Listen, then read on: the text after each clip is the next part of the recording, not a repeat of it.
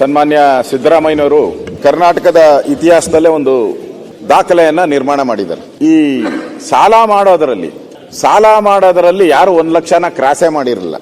First time in the history, ಕರ್ನಾಟಕದ ರಾಜ್ಯದ ಇತಿಹಾಸದಲ್ಲಿ ಫಸ್ಟ್ ಟೈಮ್ 1 ಲಕ್ಷನ ಸಾಲನ ಮಾಡೋ ಮುಖಾಂತರ ದಾಟಿಸಿದ್ದಾರೆ. ಸಾಲನ ದಾಟಿಸ 1 ಲಕ್ಷದ ಮೇಲೆ 1,16,000 ಸಾಲವನ್ನ ಮಾಡಿದ್ದಾರೆ. ಅದಕ್ಕೆ ನಾವು ಯಾಕಂದ್ರೆ ಸಾಲ ಹೊರೆ ಹೊರಿಸಿರೋದಕ್ಕೆ ಬಸ್ ದರ ಮಾಡಿದ್ಕೆ, ಬಸ್ ದರ ಜಾಸ್ತಿ ಮಾಡಿದ್ಕೆ ನಾವು ಎಲ್ಲರಿಗೂ ಹೂವ ಕೊಟ್ರಿ ಬಸ್ ಸ್ಟ್ಯಾಂಡ್ ಅಲ್ಲಿ. ಈಗ ಮುಖ್ಯಮಂತ್ರಿಗಳು 1 ಲಕ್ಷ ಸಾಲ ಮಾಡಿ 1,16,000 ಸಾಲ ಮಾಡಿ ಕೋಟಿ ಸಾಲ ಮಾಡಿ ಒಂದು ದಾಖಲೆಯನ್ನ ನಿರ್ಮಿಸಿದ್ದಾರೆ. ಅದಕ್ಕೆ ಅವರಿಗೆ ದಾಖಲೆಯ ವೀರ ಅಂತೇಳಿ ನಾವು ಒಂದು ಬಿರುದನ್ನ ಕೊಡ್ಬೇಕಾಗ್ತೈತೆ. ನನ್ನ ಉದ್ದೇಶ ಟೀಕೆ ಮಾಡಬೇಕು ಅಂತಲ್ಲ, ಆದ್ರೆ ಸತ್ಯ ಹೇಳಲಿಲ್ಲ ಅಂದ್ರೆ ರಾಜ್ಯದ ಜನತೆಗೆ ಮೋಸ ಮಾಡ್ದಂಗೆ ಆಗ್ತೈತೆ. ಸತ್ಯ ಹೇಳಲೇಬೇಕು ನಾವು. ಯಾಕಂದ್ರೆ ಈ ಬಜೆಟ್ ನಲ್ಲಿ ಯಾವುದೇ ರೀತಿಯಾದಂತ ದೂರದೃಷ್ಟಿಯನ್ನ ನಾವು ನೋಡ್ತಾ ಇಲ್ಲ.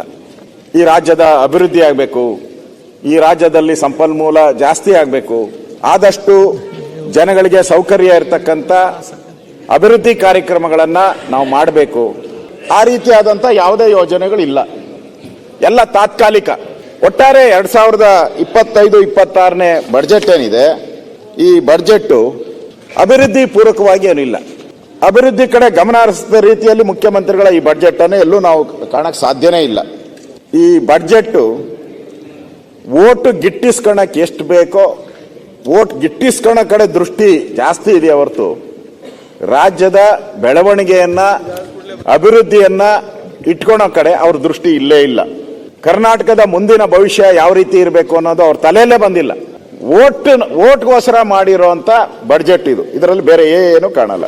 ಉದ್ಯೋಗ ಸೃಷ್ಟಿ ಮಾಡೋದ್ರಲ್ಲಿ ಎಲ್ಲೂ ಅವ್ರ ಬಜೆಟ್ ಅಲ್ಲಿ ಉದ್ಯೋಗ ಸೃಷ್ಟಿಗೆ ಯಾವುದೇ ರೀತಿಯಾದಂತ ಒತ್ತು ಕೊಟ್ಟಿರುವಂತ ಒಂದೇ ಒಂದು ಲೈನು ಇಲ್ಲ. ಅವರು ಆ ಬಜೆಟ್ ಅಲ್ಲಿ ಒಂದು ಲೈನು ಇಲ್ಲ.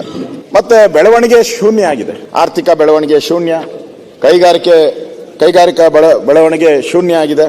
ಅಂದ್ರೆ ದೀರ್ಘಾವಧಿಯಲ್ಲಿ ನಾವು ಈ ರಾಜ್ಯನ ಅಭಿವೃದ್ಧಿ ಮಾಡಬೇಕು ಅಂತ ಯೋಚನೆಯನ್ನ ಮಾಡಬೇಕಾಗಿತ್ತು. ಅವರು ನೀರಾವರಿ ಯೋಜನೆಗಳಿಗೆ ಹಣ ಕೊಟ್ಟಿದ್ರೆ ಸಂಪನ್ಮೂಲ ಅದು ರೈತರಿಗೆ ಹೋಗ್ತಾ ಇತ್ತು, ರೈತರಿಂದ ಬೆಳೆ ಬರ್ತಾ ಇತ್ತು, ರಾಜ್ಯದ ಆದಾಯ ಜಾಸ್ತಿ ಆಗ್ತಾ ಇತ್ತು. ಕೈಗಾರಿಕೆಗಳು ಬಂದಿದ್ರೆ ಉದ್ಯೋಗ ಸೃಷ್ಟಿ ಆಗ್ತಾ ಇತ್ತು, ಅದರಿಂದ ನಮ್ಮ ಟ್ಯಾಕ್ಸ್ ಕಲೆಕ್ಷನ್ ಜಾಸ್ತಿ ಆಗ್ತಾ ಇತ್ತು. ಇದರ ಕಡೆ ಗಮನ ಹರಿಸಿದಂಗೆ ಎಲ್ಲೂ ನಾನು ಕಾಣ್ತಾ ಇಲ್ಲ. ಇಲ್ಲಿ ನನಗನ್ಸೋ ಪ್ರಕಾರ ನಮ್ಮ ಮುಖ್ಯಮಂತ್ರಿ ಸಿದ್ದರಾಮಯ್ಯನವರು ಒಂದು ಕವನ ಬರೆದಿದ್ದಾರೆ. ಆ ಕವನ ಏನು ಅಂತ ಹೇಳಿದ್ರೆ, ಆ ಗಂಟಲು ಒಣಗಿದೆ ತಗೋ ಬಂಗಾರದ ಸರಪಳಿ, ಬದಲಾಗಿ ಒಂದು ಗುಟ್ಕು ನೀರು ಕೊಡು ವಿಲ್ಸನ್ ಕಟೀಲ್ ಅಂತ ಹೇಳಿಬಿಟ್ಟು ಅವರು ಹೇಳಿದ್ದಾರೆ.